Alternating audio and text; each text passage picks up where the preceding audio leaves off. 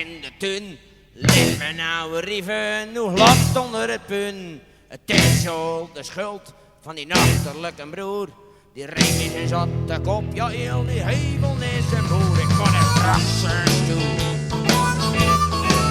Ik moet in praxis toe. Want ik heb vernomen dat ze dit in rieven doen.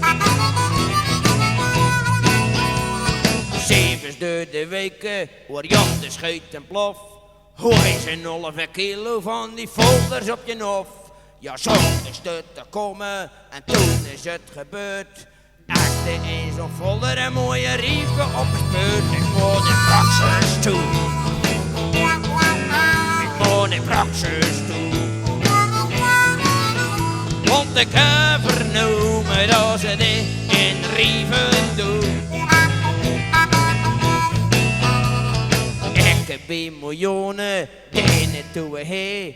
Ik zag het tegen dat mesje, weet je, die rieven op de steen. Ze zei: loop maar naar achter, daar staat een lange vent. Maar rieven zitten volgens mij niet in het assortiment. Ik moet in praxis toe. Ik moet in praxis toe. Want ik heb vernomen dat ze dit in rieven doen, ja.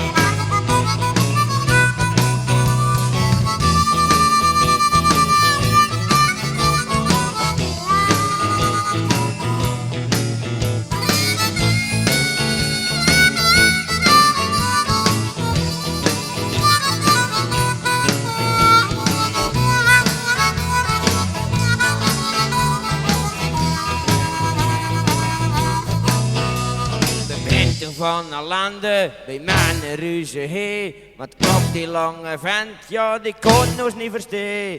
Teruggeboren hoef je aan mijn rechterbogen. En op de kapotte stelen akken klompjes doorgeslogen. Nooit meer in praxis toe.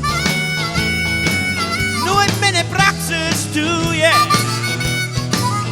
Want ik geloof niet dat ze dit in rieven doen. Praxis toe. Nooit meer in praxis toe, yeah. Want ik geloof niet dat ze dit